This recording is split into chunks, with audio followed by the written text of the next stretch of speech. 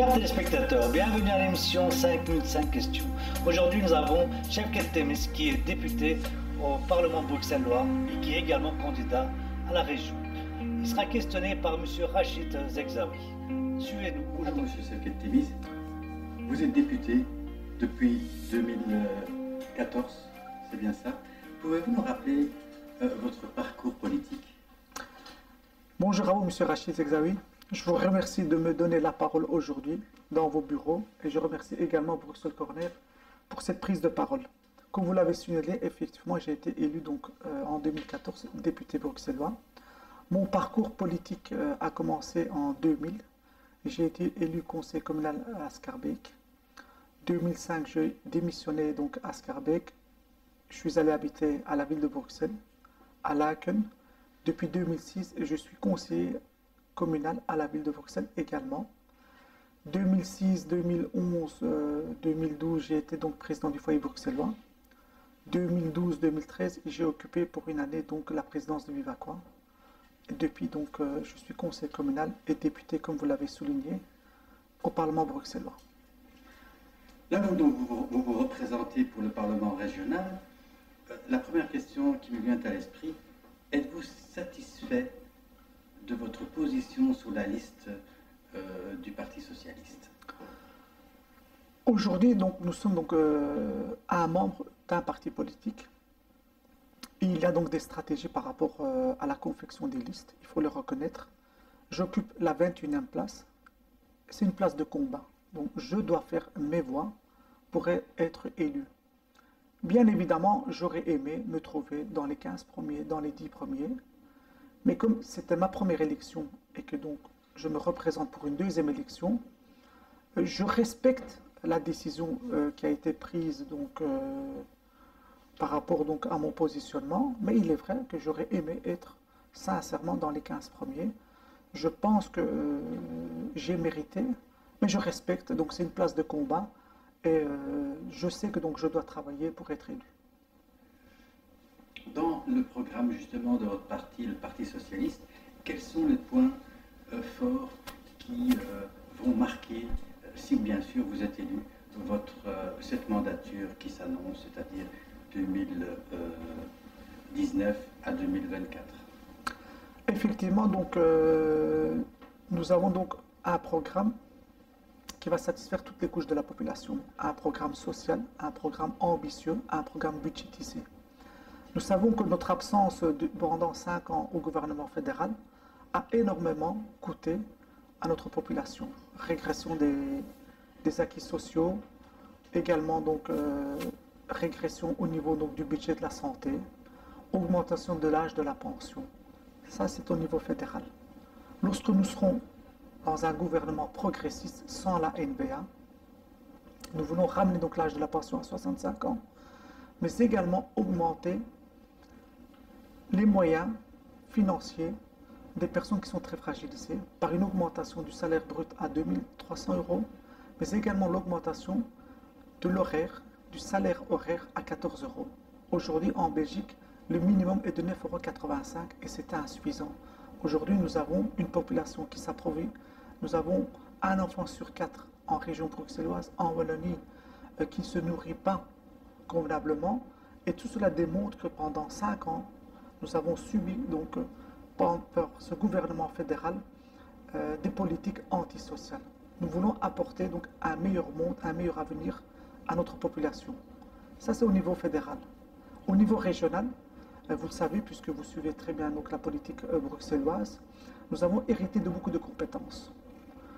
Nous sommes un pays fédéral qui a transféré des compétences aux régions. Certaines compétences, pour moi, ne devaient pas être transférées, comme les allocations familiales, comme la mobilité. Les allocations familiales, nous avons travaillé, budgétisé pour les années à venir la garantie de l'allocation familiale. Aujourd'hui, les allocations familiales en région Bruxelles coûtent plus ou moins 900 millions. Mais sachant qu'à Bruxelles, nous avons 28% de familles monoparentales qui vivent dans des situations très difficiles.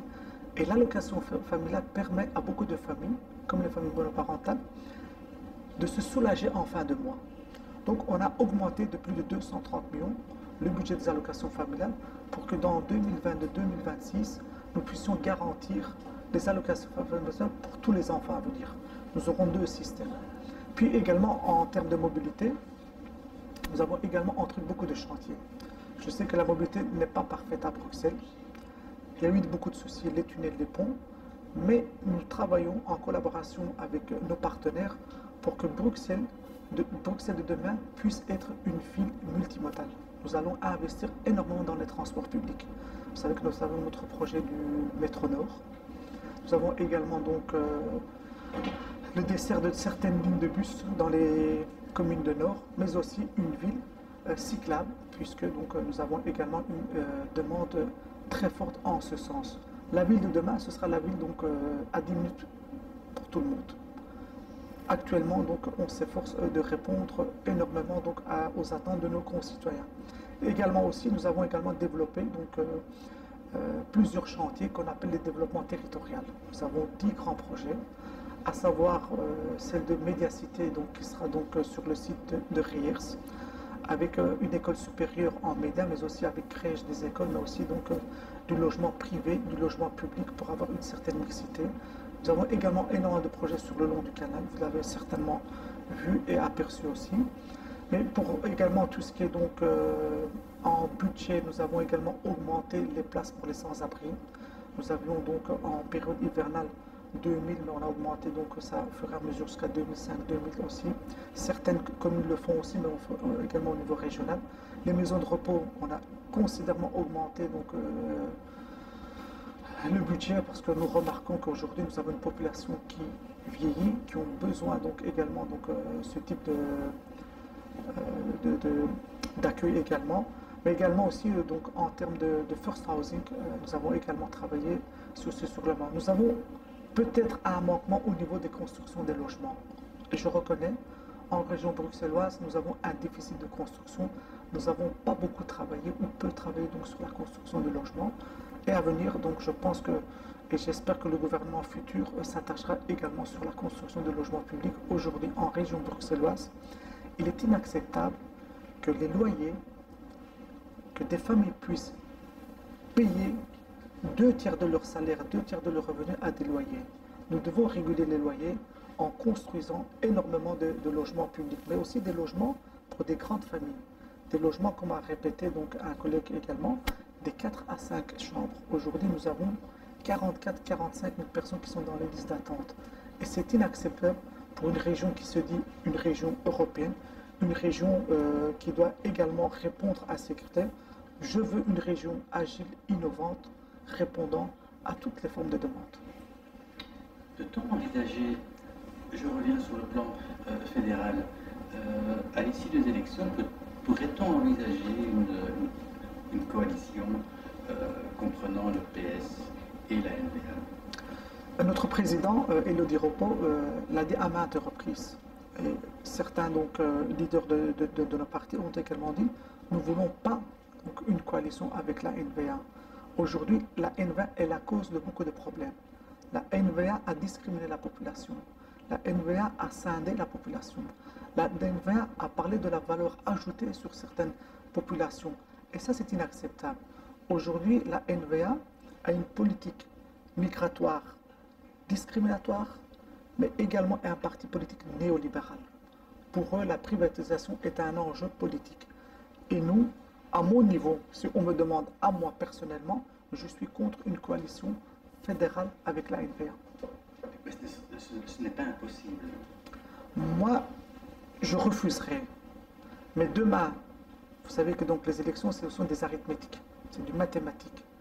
Si nous arrivons et on souhaite avoir une coalition progressiste, ça doit être la seule possibilité de gouverner parce que nous devons nous trouver autour d'un projet commun. Et aujourd'hui, la NVA, malheureusement, n'est pas dans un but dont nous espérons travailler avec nous. Vous avez parlé également de la mobilité au niveau régional. Seriez-vous favorable à une régionalisation de la mobilité? Moi, je pense personnellement, en tant qu'un député, que la question de la mobilité doit retourner au fédéral. Il y a 3 régions qui se mêlent. Nous avons une politique régionale bruxelloise différente, nous avons une politique régionale wallonne différente, nous avons une politique flamande différente. Bruxelles, capitale de la Belgique, Bruxelles, capitale de l'Europe, doit avoir une coordination, une meilleure efficience pour prendre cette question avec les trois régions. Pour ma part, moi j'aurais préféré que cette question reste au niveau fédéral pour avoir une certaine cohérence. Aujourd'hui, nous adaptons des dispositions qui sont réelles à Bruxelles. Mais n'oubliez pas que nous réceptionnons, mais nous avons également 300-400 000 personnes qui rentrent tous les jours à Bruxelles avec tous des problèmes différents. La question de la mobilité va être un enjeu futur pendant 5 ans où on doit répondre le plus vite possible à cette question qui pose vraiment beaucoup de problèmes, tant aux Bruxellois, aux sociétés, mais aussi aux différentes régions. Au niveau régional, pour vous, selon vous, quelle serait la coalition idéale pour mener à bien les projets que vous venez d'évoquer? Une coalition de gauche, une coalition progressiste, une coalition qui pourra amener comme objectif un meilleur avenir pour nos Bruxellois. Moi, je préfère que ce soit, si on me demande aujourd'hui, et que demain on se trouve donc devant une coalition avec des partis, pour ma préférence ira, bien sûr, avec le PS, Écolo, le PTB. J'aimerais bien que le PTB se trouve également dans une coalition progressiste de gauche. Revenons un petit peu aux préoccupations d'un certain électorat. Beaucoup d'électeurs dans les quartiers populaires et de confession musulmane craignent qu'à Bruxelles, une loi soit votée comme à l'instar du Parlement wallon, interdisant l'abattage rituel. Quel est votre sentiment? À l'heure actuelle, à Bruxelles, l'abattage rituel n'est pas interdit. Il est vrai et c'est déplorable et c'est scandaleux qu'en Wallonie, qu'en Flandre, on ait adopté donc une interdiction. Et vous savez très bien que l'Europe est très claire. L'abattage rituel fait partie de la liberté des cultes. Et ça doit être pris également dans la liberté des personnes à pratiquer librement leur religion, que ce soit la communauté musulmane, que ce soit la communauté juive. Ces deux communautés ont travaillé main à main pour que ces interdictions soient donc cassées. Aujourd'hui à Bruxelles, et je dois le dire avec fierté, nous au PS, on le bloque. Tant que le PS est au gouvernement régional, je peux avec certitude vous confirmer que l'abattage rituel ne passera pas. Et c'est clair, l'Europe a été claire sur cette question. Les personnes pratiquant leur religion ont le droit également de pratiquer l'abattage rituel. C'est une garantie européenne. Notre constitution garantit également la liberté des cultes. Notre constitution est également claire. Mais malheureusement, que ce soit en Wallonie ou en Flandre, ces deux parlements ont voté contre. Il y a eu donc des procès intentés, donc il y a eu au niveau de la Cour constitutionnelle. La Cour constitutionnelle aurait dû déjà trancher, et c'était très clair, mais a relancé donc la balle du côté de l'Europe, et l'Europe est claire sur cette question.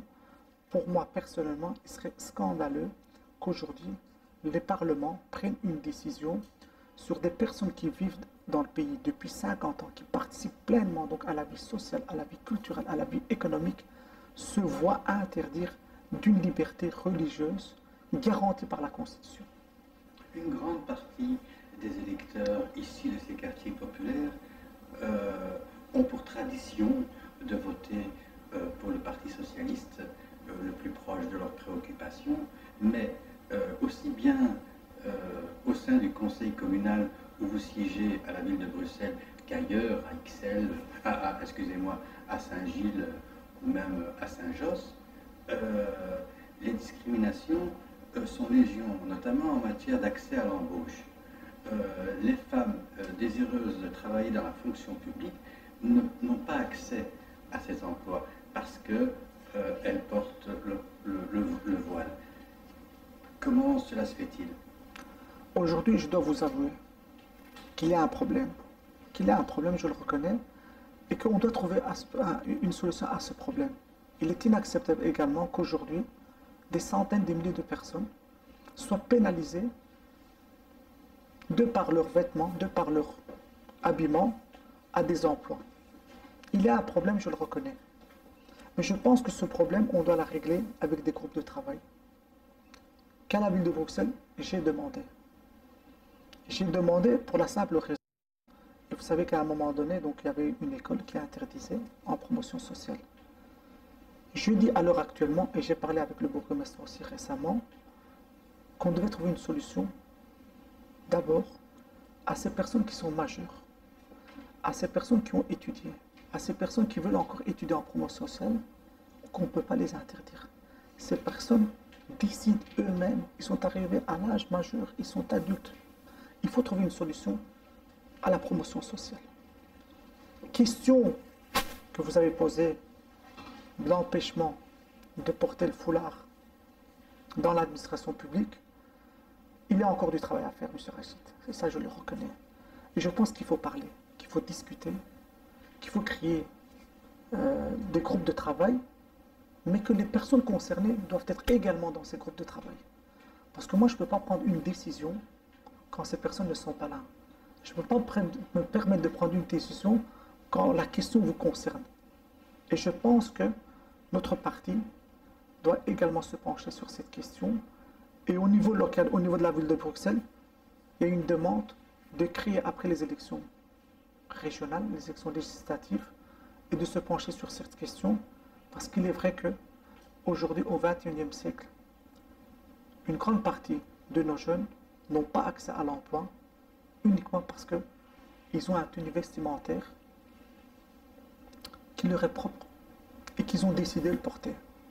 Et je pense que cette question mérite beaucoup d'attention, mais mérite également d'apporter une solution.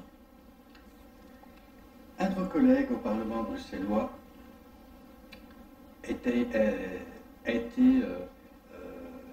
s'est mis en porte-à-faux avec le parti lors du vote d'une ordonnance sur la transparence des documents administratifs. Avez-vous une opinion par rapport à ce qui s'est passé et par rapport à l'attitude de votre collègue?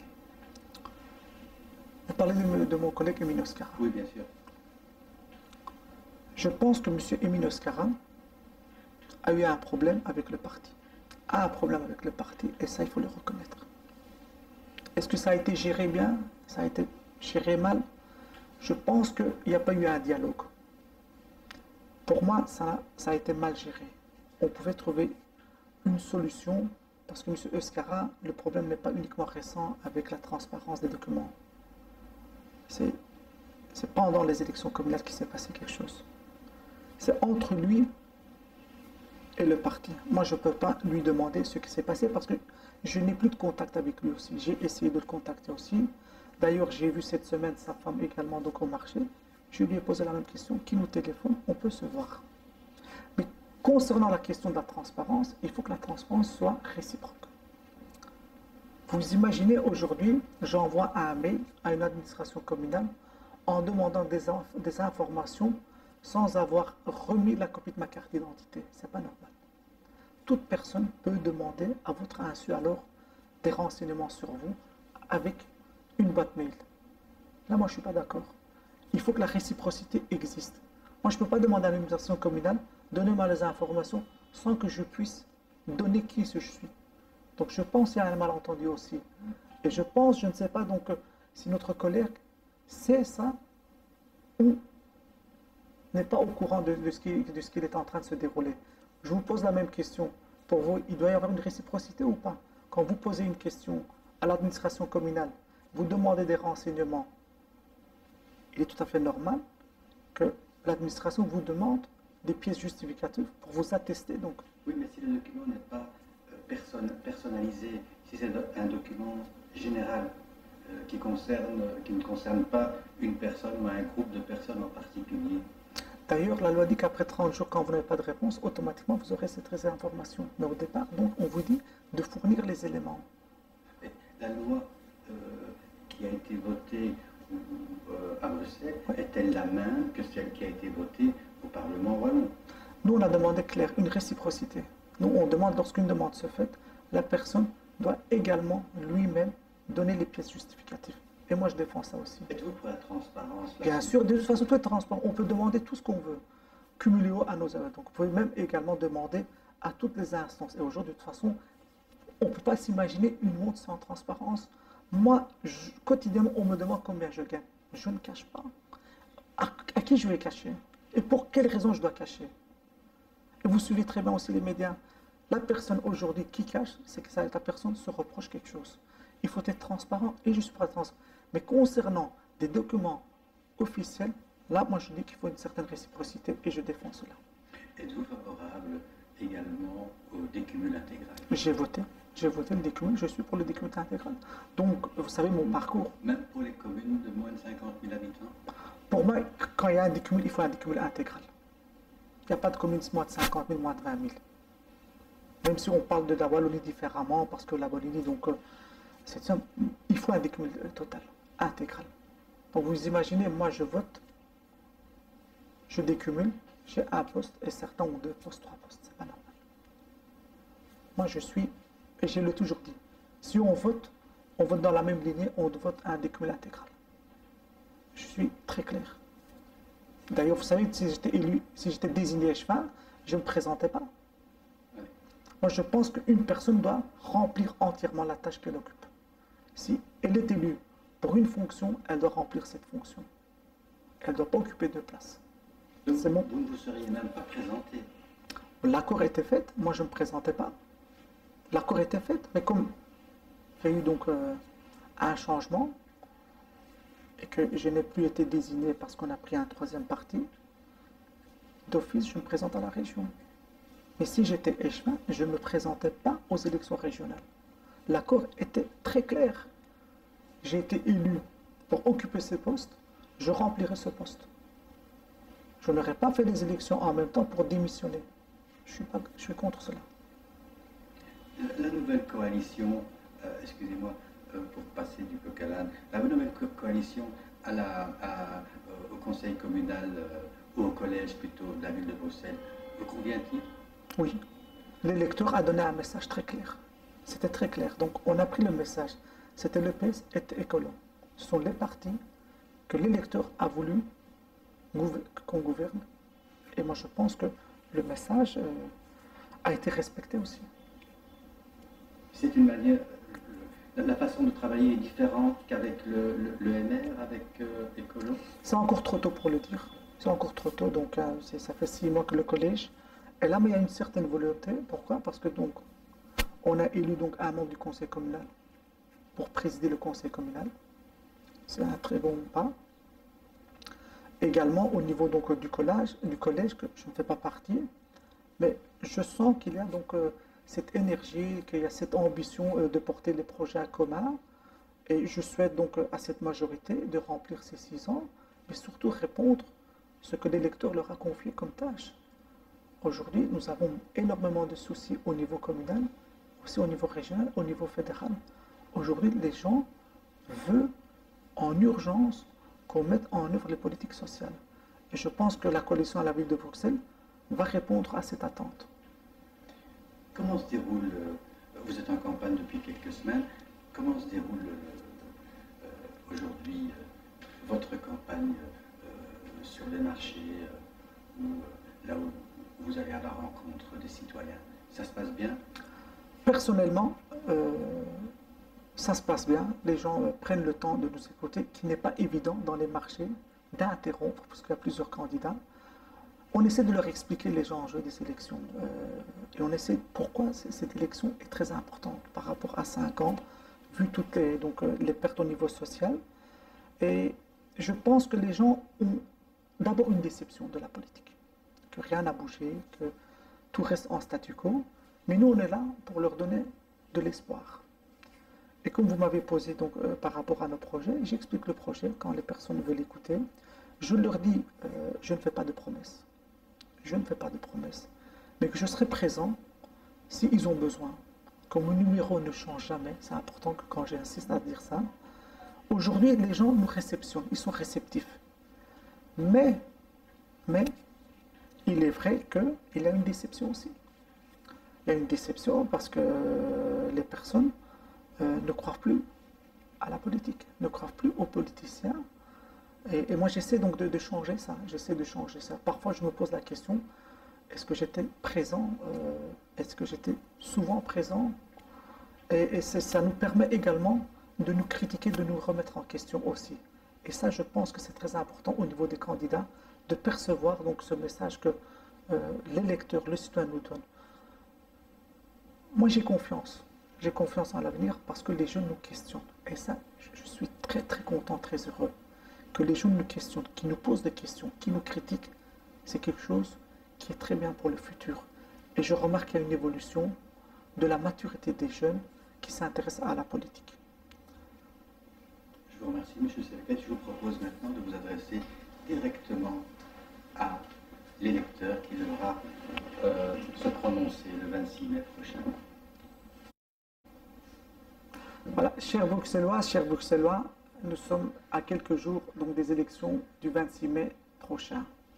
Ces élections sont très cruciales et portent un enjeu très crucial également, tant à l'Europe, tant au fédéral, qu'au niveau régional. Vous savez qu'en Belgique, dans notre pays, le vote est obligatoire. Je vous invite toutes et tous d'aller voter le 26 mai parce que c'est vous qui allez décider pour les 5 ans à venir du parti politique, des personnes qui vont gouverner et qui vont prendre des décisions à votre place. Pour que vous puissiez faire le meilleur choix, c'est que vous alliez voter ce jour en âme ou conscience aux personnes et aux partis qui jusqu'à présent étaient à côté de vous. Le parti politique qui vous a défendu depuis des années. Le parti politique qui vous soumet à un projet ambitieux, à un projet social, à un projet humain. Je vous invite à voter massivement le PS le 26 mai à l'Europe. Parce que l'Europe est également très important, parce que beaucoup de décisions sont également prises en Europe et nous subissons les conséquences également. Mais également au fédéral. Parce que ces 5 dernières années, un gouvernement sans le PS a causé énormément de dégâts. Des dégâts sociaux, des dégâts au niveau de l'environnement, mais également des dégâts au niveau de l'immigration. Également, n'oubliez pas de voter à la région. Je me présente à la 21e place, liste 17 PS, chef Ketemis. Je ne vous promets pas du logement, je ne vous promets pas de l'emploi. Mais sachez que je serai à côté de vous pour vous guider, pour vous aiguiller, pour vous informer. Mais je serai également à vos côtés si vous avez des soucis, si je peux vous aider. Ces élections sont également importantes parce qu'au niveau régional, ces 5 dernières années, nous avons entrepris énormément de choses. Nous avons également énormément de projets à concrétiser. Merci à toutes et tous pour votre confiance que vous témoignerez le 26 mai. Spectateurs, merci d'avoir suivi l'émission et nous vous souhaitons une bonne soirée avec des nouveaux candidats bientôt. Au revoir.